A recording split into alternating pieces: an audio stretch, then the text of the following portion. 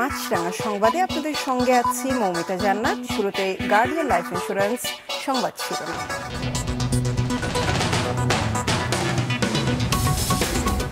পটুয়াখালীতে ঘূর্ণিঝড় কবলিত এলাকা পরিদর্শনে প্রধানমন্ত্রী, দুর্গতদের মাঝে ত্রাণ বিতরণ, ক্ষতিগ্রস্তদের পাশে থাকার আশ্বাস। ঝড়ে উপকূলে ক্ষতিগ্রস্ত বেড়ি বাঁধ দিয়ে এখনো ঢুকছে পানি, অর্ধ শতাব্দী আগে তৈরি বাঁধে জোড়াতালির সংস্কারে বাড়ছে সম্পদহানি। টানা বৃষ্টি ও পাহাড়ি ঢলে প্লাবিত সিলেটের 4 উপজেলা, 3 নদীর পানি বিপদ সীমার উপরে। 5 মিনিটের কাল বৈশাখীতে লন্ডভন্ড দিনাজপুর। এবার বিস্তারিত সংবাদ। ঘূর্ণিঝড় রিমালে ক্ষতিগ্রস্তদের পাশে সরকার রয়েছে, ক্ষতিপূরণে যা দরকার করা হবে বলেছেন প্রধানমন্ত্রী শেখ হাসিনা। দুপুরে পটুয়াখালীর কলাপাড়া পৌর শহরে সরকারি মোজাহার উদ্দিন বিশ্বাস ডিগ্রি কলেজ মাঠে ঘূর্ণিঝড় দুর্গত মানুষের মাঝে ত্রাণ সামগ্রী বিতরণ করে একথা বলেন তিনি। প্রধানমন্ত্রী বলেন, দক্ষিণাঞ্চল বরাবরই দুর্যোগপ্রবণ এলাকা, তবে ঝুঁকিতে থাকা এসব মানুষের কল্যাণে আওয়ামী লীগ আশ্রয় কেন্দ্র গড়ে তোলা, রাস্তাঘাট, সেতু নির্মাণ করা সহ নানা উন্নয়নমূলক কাজ করেছে, যা অন্য কোনো সরকার কখনো করেনি। ইতিমধ্যেই যে সমস্ত রাস্তাঘাট ভেঙে গেছে সেগুলি মেরামত করার ব্যবস্থা নেওয়া হয়েছে। পাশাপাশি বাঁধ যেগুলি ভেঙে গেছে, বাঁধ নির্মাণের কাজ ইতিমধ্যে আমরা শুরু করে দিয়েছি, যাতে বর্ষার আগেই আমরা এই বাঁধগুলি নির্মাণ করে জলোচ্ছ্বাস বা পানির হাতে মানুষকে বাঁচাতে পারি, সেই ব্যবস্থা আমরা নিয়েছি। তাছাড়া যাদের ঘর বাড়ি ভেঙে গেছে ইতিমধ্যে আমরা খোঁজ নিতে বসেছি। প্রাকৃতিক দুর্যোগ আসবে, কিন্তু সেটাকে মোকাবেলা করে মানুষের জীবন মান রক্ষা করা, সেটাই আমাদের লক্ষ্য, সেই কাজটাই আমরা করে যাচ্ছি। ঘূর্ণিঝড় রিমালের আঘাতে উপকূল সহ দেশের বিভিন্ন স্থানে ফল ফসলের ব্যাপক ক্ষতি হয়েছে। প্রায় পরিপক্ক আম সংগ্রহ করার আগে মুহূর্তে ঝড়ের আঘাতে ছড়ে পড়েছে। ফলন নিয়ে চিন্তায় পড়েছেন বাগান মালিকেরা। বাগানের 40 থেকে 50% আম ঝড়ের আঘাতে ঝরে গেছে বলে দাবি বাগান মালিকদের। কিন্তু কৃষি বিভাগ বলছে, ঝড়ের ফলে ঝরে যাওয়া আম এরই মধ্যে পরিপক্ক হয়েছে, ফলে সেগুলো বাজারজাত করে ক্ষতি কিছু পুষিয়ে নিতে পারবে কৃষক। জেলায় এবার আমের ফলনের লক্ষ্যমাত্রা ধরা হয়েছে 23,020 মেট্রিক টন। এদিকে নোয়াখালী, ভোলা ও পটুয়াখালীতে ঘূর্ণিঝড় রিমালে ক্ষতিগ্রস্ত পরিবারের মাঝে চাল ও নগদ অর্থ বিতরণ করা হয়েছে। ঘূর্ণিঝড় রিমালের আঘাতে ক্ষতিগ্রস্ত বাঁধের অংশ দিয়ে এখনো অনবরত পানি ঢুকছে, প্লাবিত হচ্ছে নতুন নতুন এলাকা। ঝুঁকিপূর্ণ রয়েছে বাঁধের বিভিন্ন অংশ। বরগুনা, ভোলা, পটুয়াখালী ও নোয়াখালী প্রতিনিধির পাঠানো তথ্য, ছবিতে ডেস্ক রিপোর্ট। পানিতে সয়লাব, গ্রামের পর গ্রাম, দুর্ভোগ চরমে পৌঁছেছে উপকূলবাসীর। তাণ্ডবে বরগুনায় বালিয়াতলী, নলটনা, জাঙ্গালিয়া, পাতাকাটা সহ বিভিন্ন এলাকায় বেড়িবাঁধ ধসে গেছে।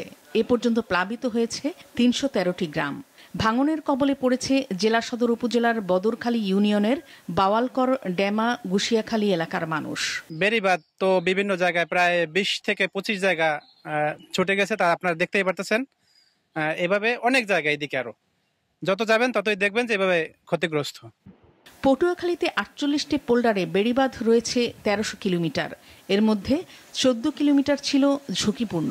রিমালে সদর উপজেলার বলইকাঠি, কালীচন্না, মির্জাগঞ্জের পিঁপড়াখালী, সুন্দ্রা, মেহেন্দিয়াবাদ, রামপুরা, রাঙ্গামালীর দক্ষিণ চরমন্তাজ, চর আন্ডা, চালিতা বুনিয়া এবং গলাচিপার পানপট্টি, মুসুরিকাঠি সহ অন্তত বিভিন্ন এলাকার 7 কিলোমিটার বেড়িবাঁধের অন্তত 25টি পয়েন্টে দেখা দিয়েছে ধস। এতে পানিবন্দী হয়ে পড়েছে শতাধিক মানুষ। স্থানীয়দের সহায়তায় বাঁধ সংস্কার করছে পানি উন্নয়ন বোর্ড। গাছপালা ভাঙ্গে চুরিয়া, ঘর দরজা তো নাই, আমরা কোনো রকম আর কি বাইরে দিন কাটাইছি। সরকারের কাছে আমাদের অনুরোধ থাকবে যে এই পায়রা নদীর পারে যে একটা স্থায়ী ভেড়িবাঁধের প্রয়োজন, আমাদের একটা ভেড়িবাঁধ দরকার স্থায়ী। ভোলার প্রায় 10 কিলোমিটার বন্যা নিয়ন্ত্রণ বাঁধ ক্ষতিগ্রস্ত হয়। এর মধ্যে বোরহানউদ্দিনের কুতুবা ইউনিয়নের তেঁতুলিয়া নদী তীরের বাঁধের 45 মিটারের অংশ সম্পূর্ণ ক্ষতিগ্রস্ত। ধসে যায় মনপুরার 12টি পয়েন্টের 165 মিটার এলাকাও। আমাদের এই ভেরিটা আজকে বিগত 2 দিন নদীর পানিতে নষ্ট হয়ে গেছে, তো এখনো মেরামত কাজ চলতেছে না। মেঘনার 7 থেকে 8 ফুট উচ্চতার জোয়ারের কবলে ক্ষতিগ্রস্ত হয় নোয়াখালীর হাতিয়ার, সোনাদিয়া, সুকচর, নলচিরা ও চরকিং ইউনিয়নের বেড়িবাঁধ। সম্পূর্ণ ক্ষতিগ্রস্ত হয় 0.065 কিলোমিটার এবং আংশিক হয় 10.38 কিলোমিটার এলাকা। এছাড়া নলচিরা ঘাটের পাশের পুরনো একটি বাঁধের কিছু অংশ ধসে যায়। এতে স্বাভাবিক জোয়ারে পানি ঢুকছে নিচু এলাকায়। এটা ভাঙে যাওয়ার কারণে আমাদের বাড়ি, এটা আমাদের ঘরবাড়িটা পানি জোয়ারের পানিতে বাড়ি যেতেছে, আমরা অনেক কষ্টে আছি।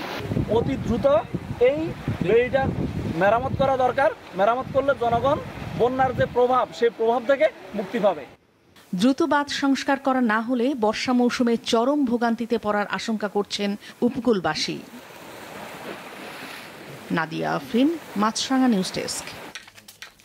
দুর্যোগে ত্রাণ নয়, দুর্যোগ মোকাবেলায় টেকসই বেড়ি বাঁধ চায় উপকূলবাসী। কিন্তু 70 দশকে নির্মাণ হওয়া বেড়ি বাঁধের পুনর্নির্মাণ না হয়ে দুর্যোগ পরবর্তী সময়ে জোড়াতালির সংস্কারই হয়ে আসছে বছরের পর বছর। তাই ঘূর্ণিঝড়ে দক্ষিণ উপকূলের মানুষের সম্পদ হানির পরিমাণ বাড়ছে প্রতি বছর। এস এম মিলনের ক্যামেরায় মোস্তফা জামালের রিপোর্ট। আকাশে মেঘের ঘনঘটা আর বাতাসের গতি বাড়লে দুশ্চিন্তা বাড়ে উপকূলের মানুষদের। নির্ঘুম রাত কাটে তাদের। ঝড় জলোচ্ছ্বাস থেকে রক্ষায় যখন তাদের থাকার কথা আশ্রয় কেন্দ্রে, তখন খুলনার কয়রা, দাকব, পাইকগাছার অধিকাংশ মানুষকে থাকতে হয় বেড়িবাঁধ রক্ষায় নিয়োজিত। জীবন বাজি রেখে বেড়িবাঁধ রক্ষায় এসব মানুষের এ সংগ্রাম নতুন নয়। দশকের পর দশক ধরে চলে আসছে উপকূলবাসীর এই লড়াই। কারণ বেড়িবাঁধ ভেঙে গেলে তলিয়ে যাবে বসতবাড়ি ও ফসল। আশ্রয় নিতে হবে খোলা আকাশের নিচে। জীবন জীবিকা হারিয়ে অপেক্ষায় থাকতে হয় যৎসামান্য ত্রাণের। আবার বৃদ্ধ বনিতা সবাই এই রাস্তার উপর দিয়ে দৌড়ি করে কোথা থেকে যে 1 বস্তা করে বালি, 1 বস্তা মাটি, যে যা পারছে শেষায় নিয়ে এই বেড়িবাঁধ আমরা রক্ষা করেছি। এবং আমাদের এই অধ্যায় এখন প্রতি কিলোমিটার 4-5 জায়গায় করে ভাঙছে। খালি লস্কর ইউনিয়নের কথা বলছি, আর প্রত্যেকটা ইউনিয়নে একই অবস্থা। দাবি টেকসই বেড়িবাঁধ, তা না হলে আমরা বাঁচতে পারবো না। গেল 15 বছর রিমাল, আইলা, আমফানের মতো 10টি ঘূর্ণিঝড় আঘাত এনেছে দক্ষিণ উপকূলে। আর প্রতিটি দুর্যোগেই ক্ষতিগ্রস্ত হয়েছে খুলনা, সাতক্ষীরা ও বাগেরহাটের বেড়িবাঁধগুলো। টেকসই বেড়িবাঁধ তৈরি করতে ব্যর্থ হয়েছে পানি উন্নয়ন বোর্ড, অভিযোগ এলাকাবাসীর। 20 বছর আগের থেকে কোনো টোটাল কোনো রাস্তার কোনো কাজ নেই। আমাদের এই যে প্রতি বছর যে এরকম দুর্যোগ আসলে আমরা পানিতে এক প্রকার ভাসতে থাকি। বাচ্চা কাচ্চা বাড়ি ঘর, গরু ছাগলগুলো যে বর্তমান মানুষ কোথায় রাখবে এমন কোনো ব্যবস্থা নেই। বেড়িবাঁধ সংস্কারে পর্যাপ্ত অর্থ বরাদ্দ না পাওয়া পানি উন্নয়ন বোর্ডের পুরনো অজুহাত। তার সাথে রিমালের নতুন করে ভেঙেছে বেড়িবাঁধের 100টিরও বেশি পয়েন্ট। আশ্বাস আছে টেকসই বেড়িবাঁধ নির্মাণের, তবে তা কবে হবে অজানা খোদ পানি উন্নয়ন বোর্ডের। আমাদের কয়রা, দাকব, পাইকগাছা, বটিয়াঘাটা এই 3-4 উপজেলায় আমার আন্ডারে 630 কিলোমিটার বাঁধ আছে। আমাদের প্রায় 15-16 কিলোমিটার এলাকা বাঁধ ওই যে উপসে যে বাঁধের ক্ষতি হয়েছে আর কি। এই আনুমানিক আমাদের যেটা 16 কিলোমিটারে এটা প্রায় 11 কোটি টাকা মতো লাগবে পুনর্বার রিপেয়ার করতে। খুলনা, সাতক্ষীরা ও বাগেরহাটে 2008 কিলোমিটার বেড়িবাঁধ আছে, যার মধ্যে ঘূর্ণিঝড় রিমালের পর চরম ভাঙন ঝুঁকিতে 61 কিলোমিটার। মোস্তফা জামাল, মাছরাঙা সংবাদ, খুলনা। উজান থেকে নেমে আসা পাহাড়ি ঢলে সিলেটের গোয়াইনঘাট, জৈন্তাপুর, কোম্পানিগঞ্জ ও কানাইঘাট উপজেলার বিভিন্ন এলাকা প্লাবিত হয়েছে। টানা বৃষ্টিতে সিলেটের সুরমা, কুশিয়ারা ও সারি গোয়াইন নদীর 3টি পয়েন্টে পানি বিপদসীমা অতিক্রম করেছে। পানি উন্নয়ন বোর্ডের দেওয়া রিপোর্টে সুরমা নদী কানাইঘাট পয়েন্টে 14.41 সেন্টিমিটার, কুশিয়ারা নদী জকিগঞ্জের অমলশীত পয়েন্টে 17.42 সেন্টিমিটার দিয়ে পানি প্রবাহিত হচ্ছে। গত 24 ঘন্টায় সিলেটে 19.02 মিলিমিটার বৃষ্টি রেকর্ড করা হয়েছে। 4 উপজেলায় মোট 157টি আশ্রয় কেন্দ্র খোলা হয়েছে। এরই মধ্যে পানিবন্দী মানুষ বিভিন্ন আশ্রয় কেন্দ্রে উঠতে শুরু করেছে। অতি ঝুঁকিপূর্ণ ও প্লাবনপ্রবণ এলাকায় আশ্রয় কেন্দ্রে জনগণকে দ্রুত অবস্থান নিতে মাইকিং করা হচ্ছে। বানের পানিতে শালুটিকর গোয়াইনঘাট সহ বিভিন্ন সড়ক তলিয়ে যাওয়ায় যান চলাচল বন্ধ রয়েছে। কোম্পানিগঞ্জ ও কানাইঘাটের বিভিন্ন এলাকার গ্রামীণ সড়কও ডুবে গেছে। সিলেটে বন্যা পরিস্থিতির খবর কিছুক্ষণ আগে জানিয়েছেন স্টাফ রিপোর্টার শুভ্র দাস রাজন। মেঘালয় এবং চেরাপুঞ্জিতে বৃষ্টিপাতের মাত্রা বেড়ে যাওয়ায় সিলেটে কিন্তু বন্যা পরিস্থিতি দেখা দিয়েছে। সিলেটের 4টি উপজেলায় কোম্পানিগঞ্জ, গোয়াইনঘাট, জৈন্তাপুর, কানাইঘাট সহ এই 4টি উপজেলায় আকস্মিক বন্যা দেখা দিয়েছে। গতকাল রাতে এইসব এলাকার কিন্তু বিভিন্ন এলাকায় নিম্নাঞ্চলে পানি প্রবেশ করে। আমি এই মুহূর্তে আছি গোয়াইনঘাট উপজেলায়। গোয়াইনঘাট উপজেলার আঞ্চলিক একটি শহর বাগেরমার এলাকা। এই এলাকার আপনারা পেছনে দেখতে পাচ্ছেন যে পানি কিন্তু রাস্তা মারিয়ে লুকালয়ে প্রবেশ করছেন। এখানকার বেশিরভাগ বসত বাড়িতে কিন্তু নিম্নাঞ্চলে যেসব বসত বাড়ি, সেসব বাড়িতে কিন্তু পানি প্রবেশ করছে এবং তাদের বসত বাড়ি এইসব পানিতে নিমজ্জিত হয়ে আছে। আমরা তাদের সাথে আলাপ করেছিলাম যে গতকালকে রাতে বৃষ্টিপাত এবং পাহাড়ি ঢল আকস্মিকভাবে বেশি বৃদ্ধি পাওয়ার কারণে কিন্তু তাদের বসত বাড়িতে পানি ঢুকে। তাৎক্ষণিক পানি ঢুকায় তারা আসলে সেভাবে তাদের যে বসত বাড়ির যে জিনিসপত্র সেভাবে তারা গুছিয়ে উঠতে পারেননি।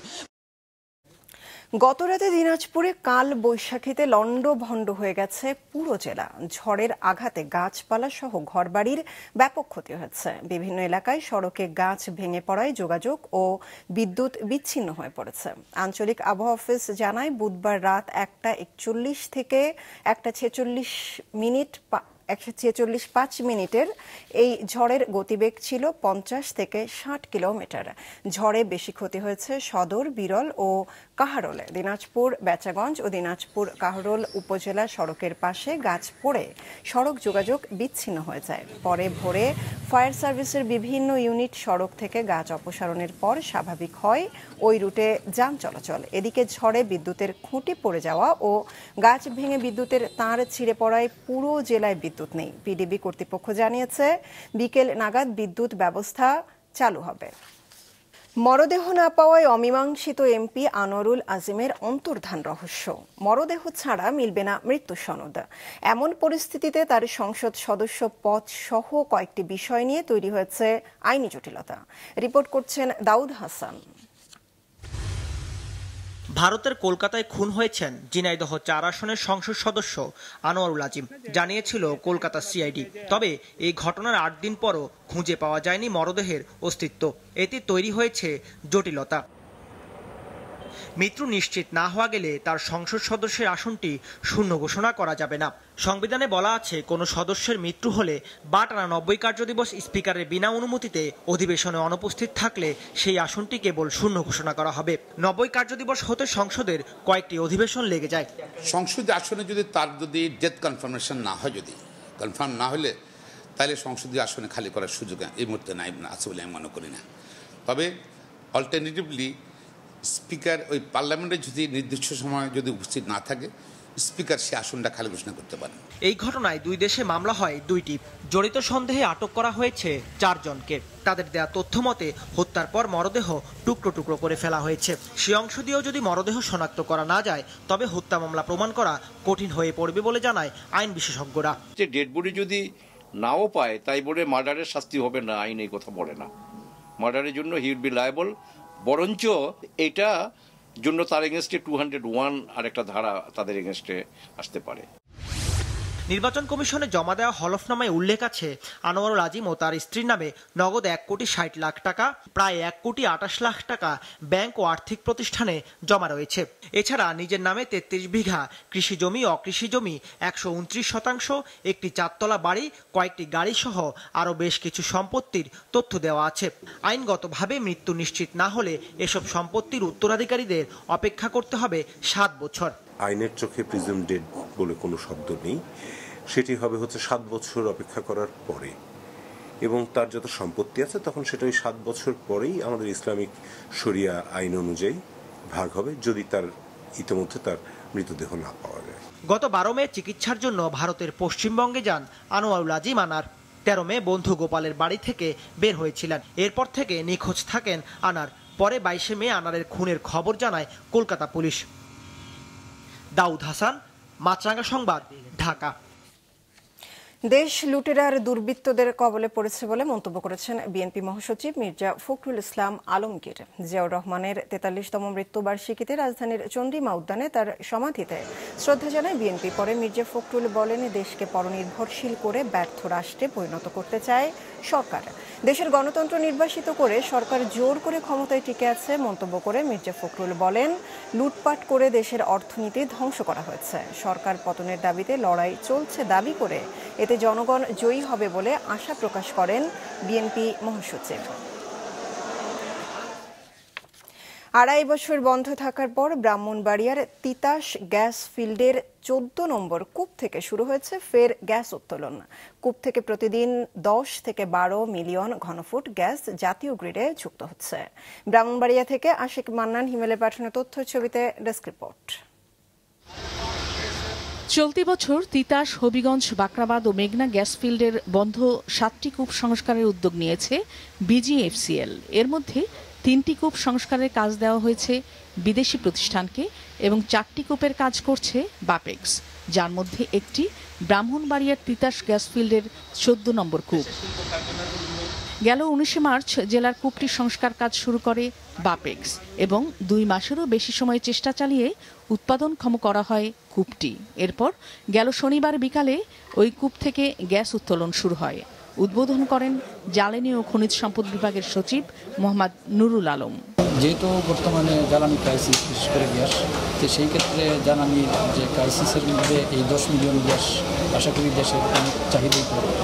আগে তো পানি তো ঘরে বন্ধ করছিল, এখন কাজ করে কভার কাজ শেষ করে এখন মোটামুটি কাজ শেষ। এখন জাতীয় গ্রেডে গ্যাস প্রোডাকশন দেওয়ার মতন উপযোগী হচ্ছে। মিনিমাম ৩ মাস কাজ করার পর আজ আমরা সাকসেস। এলএনজি এবং দেশীয় উৎপাদন মিলিয়ে যখন আমরা গড় মূল্য নির্ধারণ করি সেটা একটু চড়া হয়। দেশীয় উৎপাদন যত বাড়বে গ্যাসের মূল্য তত কমে যাবে এবং দেশবাসীও সহনীয় মাত্রায় বিল দিয়ে গ্যাস সরবরাহ করে। এরই মধ্যে প্রতিদিন ওই কূপ থেকে ১০ থেকে ১২ মিলিয়ন ঘনফুট গ্যাস জাতীয় গ্রিডে যুক্ত হচ্ছে এবং আগামী ১০ বছরে সেখান থেকে ৪০ মিলিয়ন ঘনফুট গ্যাস উৎপাদন সম্ভব বলে মনে করছেন সংশ্লিষ্ট কর্তৃপক্ষ, যার মূল্য ২,৫৯০ কোটি টাকা। আশা করতেছি এই রেটে আমরা প্রায় ১০ বছর পর্যন্ত এই কূপ থেকে গ্যাস উৎপাদন করতে পারব। এবং এই কূপের আমরা জানেন যে আমরা নতুন একটা স্যান্ড, যেটা বি স্যান্ড, সেখানে আমরা কমপ্লিশন করেছি। এই বি স্যান্ডের টোটাল রিজার্ভের পরিমাণ ৫৬৪ বিসিএফ এবং এই কূপ থেকে শুধুমাত্র এই কূপ থেকে আমরা প্রায় ৪০ বিসিএফ গ্যাস তুলতে পারবো। দেশীয় উৎস থেকে গ্যাস আনার জন্য আমাদের সকল পরিকল্পনার পাশাপাশি আমরা কিন্তু অন্যান্য আর বাপেক্সকে কিন্তু আমরা শক্তিশালী করতে যাচ্ছি। অর্থাৎ যে কূপগুলো খনন করছি, অতীত দিনের যে কথাগুলো ছিল যে আমরা বাপেক্সকে বসিয়ে রেখে আমরা অন্য কাউকে দিয়ে কূপ খনন করা করছি। আজকে যখন আপনাদের সঙ্গে কথা বলছি তখন কিন্তু বাপেক্সের 4টা রিগ 4টা পয়েন্টে কাজ করছে। ২০০০ সালে ব্রাহ্মণবাড়িয়ার সরাইল বিশ্ব রোড মোড়ে তিতাস গ্যাস ফিল্ডের ১৪ নম্বর কূপ খনন করা হয়। প্রতিদিন যার উৎপাদন ক্ষমতা ছিল ২৯.৫ মিলিয়ন ঘনফুট। তবে কূপটি থেকে গ্যাসের সঙ্গে অতিমাত্রায় পানি ওঠায় ২০২১ সালের ১ নভেম্বর এটি বন্ধ ঘোষণা করে গ্যাস ফিল্ড কর্তৃপক্ষ। মাছরাঙা নিউজ ডেস্ক। যুক্তরাষ্ট্র থেকে বোয়িং উড়োজাহাজ কেনা, সে দেশের সিভিল এভিয়েশন কর্তৃপক্ষের শর্ত পূরণ করেও ঢাকা নিউ ইয়র্ক রুটে ফ্লাইট চালানোর অনুমতি পাওয়া যাচ্ছে না বলে দাবি করেছেন বিমানমন্ত্রী ফারুক খান। সকালে হযরত শাহজালাল আন্তর্জাতিক বিমানবন্দরের 3rd টার্মিনালের কাজের অগ্রগতি পরিদর্শনে যান তিনি। পরে প্রেস ব্রিফিংয়ে জানান, ডিসেম্বর-জানুয়ারিতেই খুলে দেওয়া হবে টার্মিনাল। জানান, বিমানবন্দরে লাগেজ হ্যান্ডেলিংয়ে জাপানি প্রতিষ্ঠানের সাথে দেশীয় কোনো সংস্থা যৌথভাবে কাজ করবে।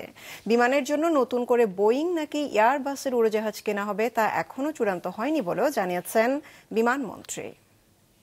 বোয়িংকে নিয়েছিলাম তখন আমাদের উদ্দেশ্যই ছিল একটা বড় প্রধান উদ্দেশ্য এবং আলোচনায় প্রথম কথাটা আমরা যেটা বলেছিলাম যে নিউ ইয়র্কে আমাদের যে স্লট এটা দিতে হবে, কারণ আমরা তোমাদের দেশের প্লেন কিনছি, কিন্তু তারা এখন পর্যন্ত দেয়নি।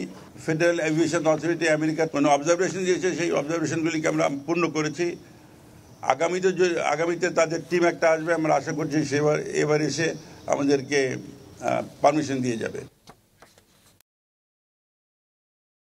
এরপর ওষুধ উৎপাদনে বিনামূল্যে পেটেন্ট সুবিধা না থাকলেও দেশের বাজারে থাকা ওষুধগুলোর দাম বাড়বে না, একই সাথে সরবরাহ স্বাভাবিক থাকবে। তবে 2026-এর নভেম্বরের পর যেসব ওষুধ আবিষ্কার হবে সেগুলোর দাম ও প্রাপ্যতা নিয়ে শঙ্কা জানিয়েছে দেশের ওষুধ প্রস্তুতকারকরা। স্বল্পোন্নত দেশ থেকে উন্নয়নশীল দেশে উত্তরণের পর ওষুধ শিল্পের চ্যালেঞ্জ ও করণীয় নিয়ে আজ রাজধানীতে সংবাদ সম্মেলন করে ওষুধ শিল্প সমিতি।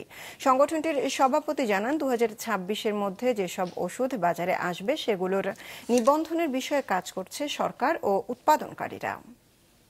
যে সমস্ত ওষুধ বর্তমানে বাজারে রয়েছে সেই সমস্ত ওষুধের প্রাপ্যতা এবং দামের ব্যাপারে কোনো হেরফের হবে না। মেধাস্বত্ব আসলে পরে শুধুমাত্র সেই সমস্ত ওষুধ যেগুলি ভবিষ্যতে নতুন আসবে, যেগুলো আমরা জানিই না এখনো, সেই সমস্ত ওষুধের দাম বাড়বে, আর কোনো কিছু হবে না।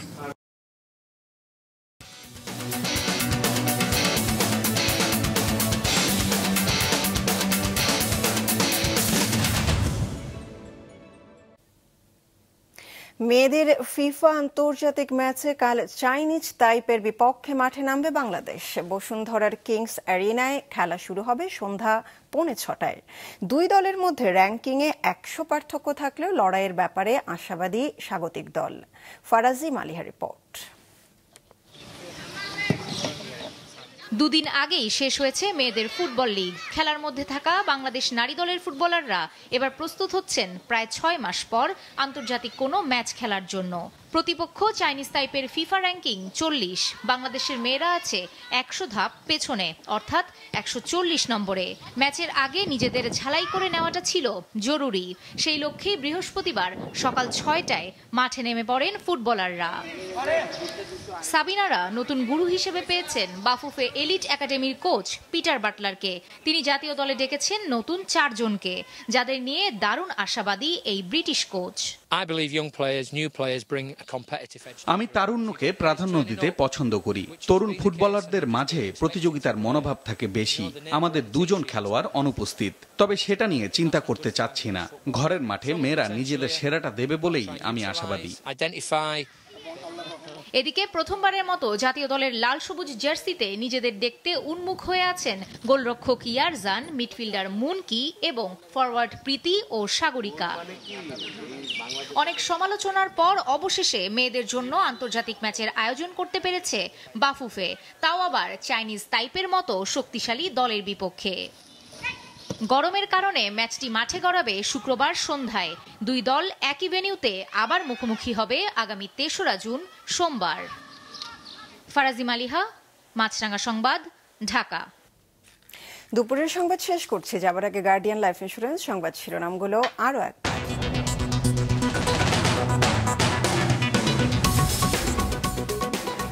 পটুয়াখালীতে ঘূর্ণিঝড় কবলিত এলাকা পরিদর্শনে প্রধানমন্ত্রী, দুর্গতদের মাঝে ত্রাণ বিতরণ, ক্ষতিগ্রস্তদের পাশে থাকার আশ্বাস।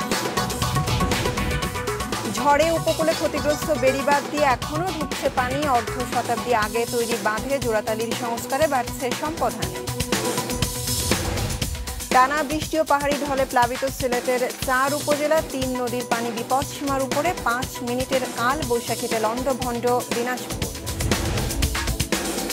এই ছিল এখনকার মতো। ফেসবুক আপডেট পেতে ভিজিট করুন মাছরাঙা টেলিভিশনের পেজে, ইউটিউব চ্যানেলেও দেখতে পারেন আমাদের সংবাদ প্রতিবেদন অনুষ্ঠান। আমাদের পরবর্তী সংবাদ বিকেল 5টায় দেখার আমন্ত্রণ।